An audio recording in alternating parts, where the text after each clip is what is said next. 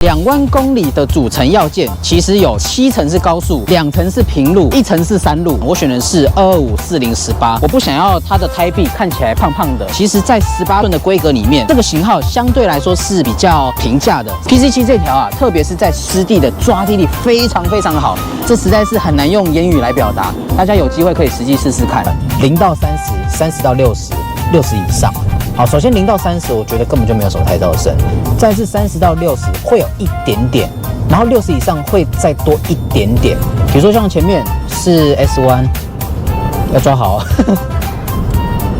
我们稍微小试一下。现在过弯，其实你看很稳，你看我方向盘，指向性我觉得非常好，然后非常灵活。 左右这个前轮好像在磨耗上会稍微快一点点，好，所以它的深度稍微变浅的趋势还蛮明显的。对调的里程啊，可能要比较频繁一点啊。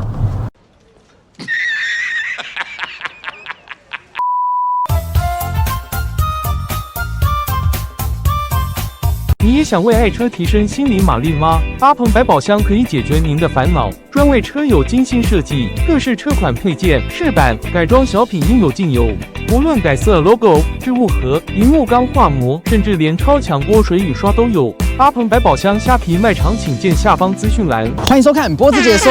诚如各位啊，在标题所看到，今天的影片要带给各位就是马牌 PC7 2万公里使用心得，不知不觉已经开了2万公里了。大家如果有点印象的话，在上一回的影片轮胎怎么选，以及 PC7 的安装过程，非常多的网友在底下留言分享，哇，甚至也提供了很多轮胎选择上的建议。有一些车友提供了像是Yokohama B553或者是马吉斯的 VSP 等等。2万公里的组成要件，其实有7层是高速，2层是平路，1层是山路。我选的是225/40/18，我不想要它的胎壁看起来胖胖的。其实，在18寸的规格里面，这个型号相对来说是比较平价的。同一条轮胎会根据你不同的使用环境、不同的使用方式，都有不一样的效果。简单讲就是呢，请各位看完影片后，这个炮火不要太猛烈，好不好？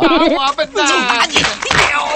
首先，第一个重点是什么呢？我觉得是 PC7这条产品最重要的特色，就是它的抓地力。PC7这条啊，特别是在湿地的抓地力非常好，这实在是很难用言语来表达。大家有机会可以实际试试看。它本身的构造设计上是有点自适应的胎纹，而它的 pattern 上对于排水性是非常的好。好，那第二个重点就是这条胎，大家看到了吗？上面有写一个 EV 打勾，好，没有错。其实这条胎也有一个很大的特色是，不管是燃油车、EV 车，也就是电动车，甚至是 Hybrid 车，你都可以用。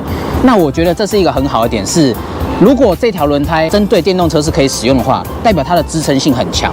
因为我们知道电动车其实它的重量比燃油车重了大概将近30% 以上。好，第三个重点是什么呢？第三个重点就是这条胎啊，我觉得它非常的黏，感受会非常的深啊。刚从普通胎转换过来，其实一开始的时候需要一点习惯。我们稍微转了一下，如果你今天工作温度更高的话，其实会更明显。你看，其实很多小石头哦，全部都粘在上面，叫红辣椒橡胶的科技 Red Chill， 它会提升抓地力跟最大化的工作温度，可以马上去适应整个行车的环境。下一个重点是高速稳定性。其实一条轮胎好不好，你可以从高速的环境下去可以评测它。那像这条胎来说啊，我认为很好玩的是，你要运动有运动，要舒适有舒适，其实就跟它的定位很像，它算是舒适中带一点运动感。我要变换车道的时候，有的轮胎它的抓地力没那么好的时候，会有那种飘的感觉哦。这一点我认为是蛮值得加分的，也是选轮胎一个很重要的评比重点。最重要的重点就是什么？胎噪声，这一定是大家选轮胎最在意的点。其实胎噪声不能以刚换的那可能1万公里内去做一个评断，你一定是要到中长期的时候才会有一个更明显的感受。超过2万、3万公里的时候，它的声音一定会慢慢变大，因为已经磨到一个程度了。那现在它差不多2万公里，使用2万公里，你看几乎没什么声音。我觉得以2万公里的 PC7 来说，就会分3个阶段来判断，0到30，30到60，60以上。好，首先0到30，我觉得根本就没有什么胎噪声。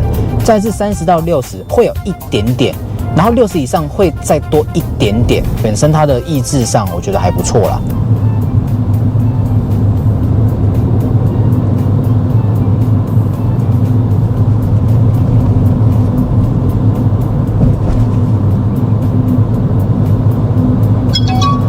前方有路口科技执法侦测。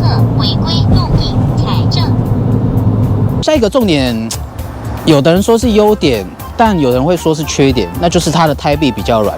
当我们比如说像过弯、激烈操驾的时候，它的抓地力超过极限，反而你会没办法预估它的滑行距离，它甚至会影响到你胎壁的磨耗，也就是造成你胎磨耗的不平均。不晓得各位怎么看？比如说像前面是 S 弯，要抓好哦。我们稍微小试一下。那么现在过弯，其实你看很稳，你看我方向盘，指向性我觉得非常好，然后非常灵活，左右左右，好，前面又一个 S 弯，看我的指向性，其实还不错，很稳，我真的觉得很稳。大家如果有机会的话，是可以试试看这条轮胎。前面还有一个弯，不过这小弯了哈。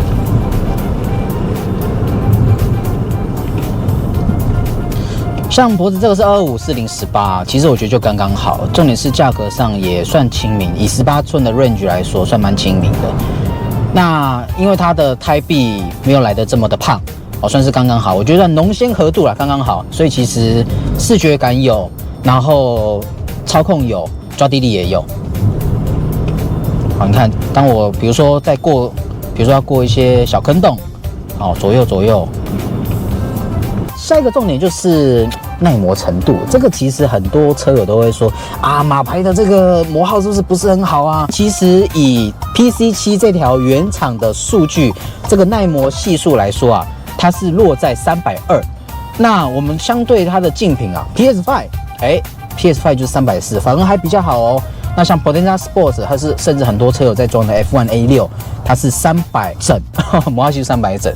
不过其实严格来说，大概都是落在300到350这个区间啦。那因为本身这条胎的定位就是性能街胎，但是街胎等级的，所以它的磨耗系数一定不会来得这么好。其实很多车友都会有一个迷思是耐磨，我想要耐磨又想要抓地力好，可是这两件事情其实是互斥的，你不可能会又耐磨然后又要抓地力好所以其实这两个是比较相抵触的啦。所以就看各位车友你们想要怎么样的去做选择。不过脖子想要再做一个补充，就是我自己目前这条胎啊，这个前轮好像在磨耗上会稍微快一点点。所以它的深度稍微变浅的趋势还蛮明显的，对调的里程啊，可能要比较频繁一点啊。第8个重点是什么呢？就是我认为可能不完全正确，但我认为高摩擦力的轮胎可能要配上高动力的车款，才可以操控上比较如鱼得水。诚如大家我们往前看一下，前面有一个 S 型弯其实你可以看到这条胎，可惜现在不是下雨，不然这条胎你看像我们在这样过弯的时候，其实是很轻松，而且我认为操控性是非常的好。但是如果今天你是高摩擦力的轮胎，配上比较小动力的车子，比如说像 NA 车，或是排气量比较小的车子，不确定有没有车友可以分享一下。但我认为可能在操控上会有一点点重拖的感觉，因为它的摩擦比较好，摩擦比较高。所以导致你在操控上可能没有来得这么的轻松。有没有车友是小排气量或者是小动力的车子，也是装这种高摩擦力的轮胎，也可以分享一下。那以上就是我们今天这一集马牌 PC7 的使用心得啦。那如果有什么不足的地方，或是讲不对的地方，大家记得炮火不要太猛烈，好不好？当然底下可以留言，不吝赐教啦，好不好？不吝赐教。那当然最重要的是，很多车友一定会好奇问 PC7 到底适不适合我。其实我觉得是这样 ，PC7 它本身的定位就是舒适为主，运动性能为辅啦。它本身还是街胎为主啦，那带一点性能的元素在，所以其实像通勤族就很适合了。通勤族甚至常常喜欢超车喜欢开快一点点，偶尔啦，这种就很适合。但你如果是常常喜欢跑山的话，有没有？非常不建议。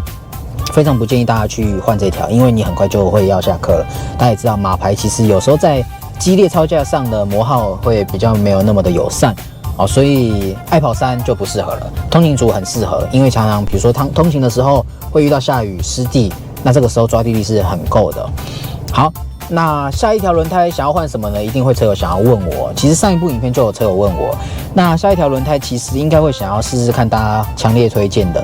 那甚至是会想要测试一些冷门的品牌，像是有车友提到马吉斯的 VSP，甚至是 F1A6 是蛮多车友去使用的。A5 大家都说比较吵一点点 ，A6 稍微提升一点，胎噪声好像有提升一点。那不晓得有没有换 F1A6 的车友可以底下留言分享一下，究竟使用的心得为如何？记得订阅我的 YouTube 频道还有影片。那我们下部片见，拜拜。大改款 Apple Car UFO 正式上市后，支援 HDMI， 可连家中电视看 YT、Netflix 等。7色调256色彩变化夜光呼吸灯，支援双屏易显功能，各式机型皆为脖子车友优惠价，详情请见下方资讯栏。哦对了，凡购买皆附发票加原厂保固哟。